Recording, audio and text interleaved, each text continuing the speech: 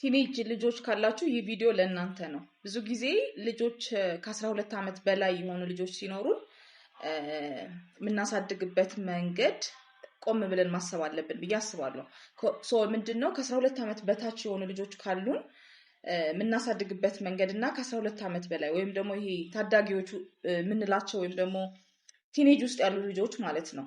ቲኔጅ የምናሳድግበት መንገድ ለምሳሌ ምን ማለት ነው? 15 ዓመት እድሜ ያለው ልጅ እና የ7 ዓመት ህፃን ልጅ አንድ አይነት አይደለም የምናሳድግበት። ሜቢ የ7 ዓመት ህፃን ልጅ ሆምወርክ ስራ፣ የቤትን ስራህን ስራ እንትን አድርግ ምናምን ብዬ ትእዛዝ ስሰጠው ምናምን ከአንዳንድ የሆነ የሚቀበለው። ምክንያቱም አንደኛው ከ12 ዓመት በታች ያሉ ልጆች ህይወታቸው ከኛ ዙሪያ የወጣ አይደለም።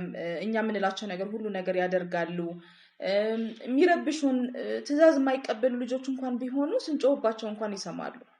ወይራስ ከ12 ዓመት በላይ የሆኑ 13 ከዛ በላይ የሆኑ ልጆች ግን እንዲህ በቀላሉ አይሰሙንም። ትእዛዝ የሚባል ነገር ከአንዳንድ እሺ አይሉ። ለምን? እንዴት? አሁን ስራ ይዣለሁ፣ አሁን ማድረግ አልችልም፣ በኋላ በማለት ኢንዲፔንደንስ መሆናቸውና የራሳቸው አመለካከታቸው መግለጽም ይፈልጋሉ ማለት ነው። ለዛ ነው የምናሳድግበት መንገድ ማስተካከል ወይም ደግሞ መቀየር ያለብን ማለት ነው።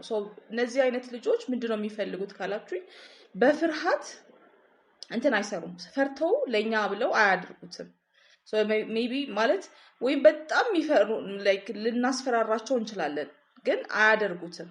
ሁለተኛ ለእነዚህ ልጆች ከቲኔጅ ውስጥ ያሉት ልጆች ወይ 10ዎች ውስጥ ያሉት ልጆች ኮኔክሽን ነው እንጂ ትእዛዝ ስንሰጣቸው አይቀበሉትም።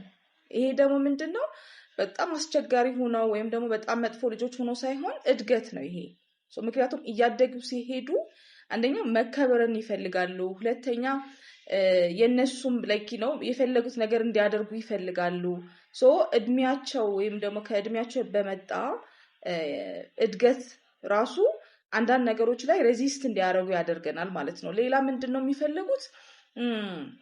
ከኛ ጋር ኮኔክሽን ይፈልጋሉ እንጂ ለምሳሌ እነዚህ ልጆች በቃ እንደ ትልቅ ሰው ትሪት እንድናረጋቸው ወይም ደግሞ እንደ ትልቅ ሰው ሰው አክብሮት ይፈልጋሉ፣ መነጋገር ይፈልጋሉ።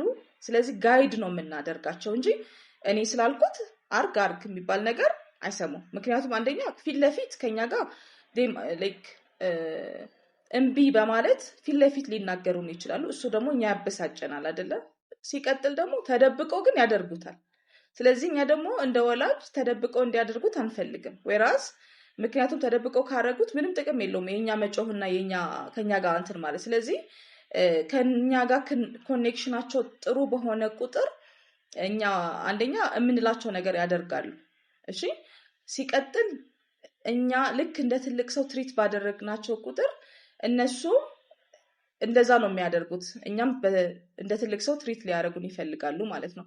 ስለዚህ ይሄን በማድረግ ቲኔጅ ውስጥ ያሉት ልጆች ከ12 13 ዓመት እድሜ ልጆች ካሏችሁ የምታሳድጉበት መንገድ ቆም ብላችሁ እዩትና ለነሱ የምታረጉት ትእዛዝ ሳይሆን ኮኔክሽን መቅደም እንዳለበት፣ ፈርተው እንደማያደርጉ ማወቅ አለብን። ኦኬ።